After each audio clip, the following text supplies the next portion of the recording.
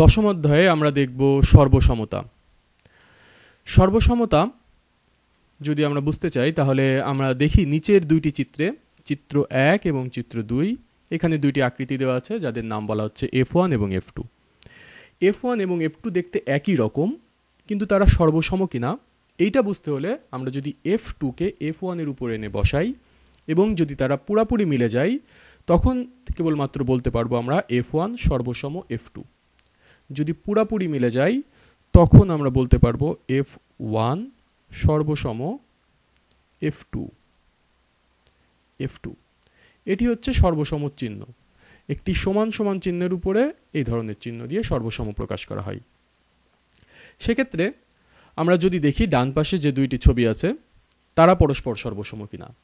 সর্বসমর জন্য আমাদের বের করতে হবে কি, যদি আমরা এই চিত্রটিকে উপরের চিত্রের উপরে পুরাপুরি বসিয়ে দিতে পারি, আমরা যদি দেখি এরা যদি পরস্পরের উপরে যদি বসানো হয় তাহলে তারা যদি পুরাপুরি মিলে যায়, আমরা এখন বলতে পারছি তারা পুরাপুরি মিলে গেছে।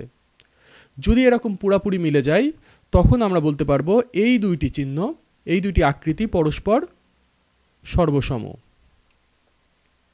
এখন এই নিয়মটি কাজে লাগিয়ে যদি আমরা দেখি বিভিন্ন ক্ষেত্রে, প্রথমে আমরা দেখি রেখাংশের ক্ষেত্রে দুইটি রেখাংশ কখন সর্বসম হবে। বলা হচ্ছে দুইটি রেখাংশ তখনই সর্বসম হবে যদি তাদের দৈর্ঘ্য পুরোপুরি সমান হয়। বাট মূল কথা হচ্ছে যদি এখানে ধরা হলো AB এবং CD, এই দুইটি রেখার মধ্যে যদি যে কোনো একটিকে আরেকটির উপরে নিয়ে এসে বসানো হয় এবং যদি শুরুর বিন্দু, শেষ বিন্দু এবং রেখা পুরাপুরি মিলে যায় তখন আমরা বলবো AB এবং CD পরস্পর সর্বসম। এখানে আমরা ছবি দেখে বোঝা যাচ্ছে AB এবং CD মোটামুটি একই রকম মনে হচ্ছে, সুতরাং তারা সর্বসম হওয়ার চান্স বেশি। অন্যদিকে যদি আমরা PQ এবং RS দেখি, দেখা যাচ্ছে PQ এর থেকে RS অনেক ছোট, সুতরাং RS কে যদি PQ এর উপরে নিয়ে বসানো হয় তাহলে শেষ এবং শুরুর বিন্দু মিলবে না, সুতরাং PQ এবং RS পরস্পর সর্বসম না। অন্যদিকে আমরা যদি এখানে দেখি, এই রেখাটিকে আমরা আগের মতোই সর্বসম কিনা চেক করার জন্য আমাদের এই রেখাটিকে নিয়ে আমরা যদি উপরের রেখার উপরে বসানোর চেষ্টা করি এবং তারা যদি পুরাপুরি মিলে যায় তখন আমরা বলতে পারবো রেখা দুইটি পরস্পর সর্বসম। তাহলে দেখলাম এই রেখাটি, লাল রেখাটি এবং নীল রেখাটি পরস্পর সর্বসম। যদি দুইটি রেখা সর্বসম হয় সেক্ষেত্রে রেখা দুইটির দৈর্ঘ্য, এই রেখার দৈর্ঘ্য এবং এই রেখার দৈর্ঘ্য পরস্পর সমান হবে। অর্থাৎ দুইটি রেখার দৈর্ঘ্য যদি পরস্পর সমান হয় তাহলে তারা সর্বসম। আবার সর্বসম হলে তাদের দৈর্ঘ্য দুইটি পরস্পর সমান। এটি হচ্ছে গিয়ে রেখার ক্ষেত্রে নিয়ম, রেখাংশের ক্ষেত্রে। এখন আমরা যদি দেখি কোণের ক্ষেত্রে নিয়ম কীরকম। দুইটি কোণ কখন সর্বসম হবে? যদি দুইটি কোণের পরিমাপ একই হয়, কোণের বাহুর দৈর্ঘ্য না, বা কোণের কোন জায়গা থেকে আমরা এই চিহ্নটি আঁকছি সেটাও না, বরং কোণের ব্যাপ্তি কতটুকু। যেমন এই কোণের ব্যাপ্তি যদি চাঁদার সাহায্যে মাপা হয় 40 ডিগ্রি, এই কোণের ব্যাপ্তিও যদি 40 ডিগ্রি হয় তাহলে কোণ দুইটি সর্বসম। আমরা অনেক সময় কোণকে নির্দেশ করতে এই রকম একটি চিহ্ন দিই, সেটা কখনো এখানে দিই আবার কখনো এইখানে দিই। মনে হচ্ছে এখানে দেওয়ার থেকে এখানে দিলে বড় মনে হচ্ছে, কিন্তু জিনিসটা সেরকম কখনোই না।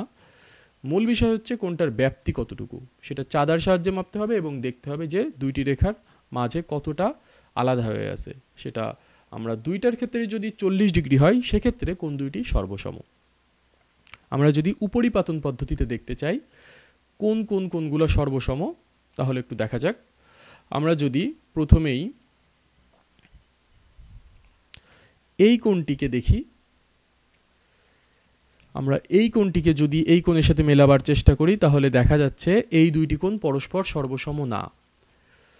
হলুদ কোণটি থেকে সবুজ কোণটি বড়, সুতরাং আমরা দেখতে পাচ্ছি এটি সর্বসম না। আমরা যদি এইটির সাথে মেলাতে যাই তাহলেও আমরা দেখছি লাল কোণটি এবং হলুদ কোণটি সর্বসম না, হলুদ কোণ অপেক্ষা লাল কোণটি বড়, তাহলে এই কোণটি কারো সাথেই সর্বসম না। এখন যদি আমরা দেখি সবুজ কোণটি লাল কোণের সাথে সর্বসম কিনা, আমরা সবুজ কোণটিকে যদি লাল কোণের সাথে লাল কোণের উপরে এনে বসাই তাহলে আমরা দেখছি সবুজ কোণ এবং লাল কোণ মিলে গেছে। সেক্ষেত্রে আমরা যদি খেয়াল করি তাহলে দেখব এখানে সবুজ কোণে আমরা এই চিহ্নটি এঁকেছি এই জায়গাটায়, লালের ক্ষেত্রে এঁকেছি এই জায়গাটা। এটি কোনো পার্থক্য সৃষ্টি করবে না। পার্থক্য কেবলমাত্র যদি দেখি দুইটি কোণের দুই বাহু একসাথে মিলে গেছে, তখন আমরা বলতে পারবো কোণ দুইটি সর্বসম, অর্থাৎ তখন বলতে পারবো দুইটি কোণেরই পরিমাপ সমান। সেক্ষেত্রে আমাদের আনুমানিকভাবে এই ছবির জন্য দুইটি কোণের পরিমাপ হচ্ছে গিয়ে 50 ডিগ্রি করে। এই কোণের মানও 50 ডিগ্রি করে এবং এই কোণের মান হচ্ছে 35 ডিগ্রি। তাহলে এই দুইটি কোণ পরস্পর সমান, কিন্তু এই কোণটি কারোর সাথে সমান না। যেহেতু কোণ দুইটি মিলে গেছে, যদি সমান হয় তাহলে কোণ দুইটি সর্বসম। সুতরাং এইভাবে দুইটি কোণ সর্বসম কিনা আমরা সেটা নির্ধারণ করতে পারি। এখন আমরা যদি দেখি ত্রিভুজের সর্বসমতা, দুইটি ত্রিভুজ কখন সর্বসম হবে।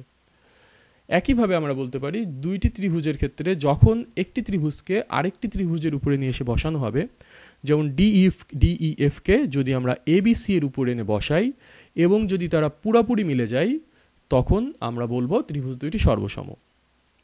সেক্ষেত্রে আমরা নিচের দুইটি ত্রিভুজের ক্ষেত্রে যদি খেয়াল করি জিনিসটা, আমরা যদি বলি এটি হচ্ছে কি আমাদের ABC ত্রিভুজ, এটি হচ্ছে আমাদের DEF ত্রিভুজ, তাহলে আমরা দেখা যাক DEF ABC এর সমান কিনা।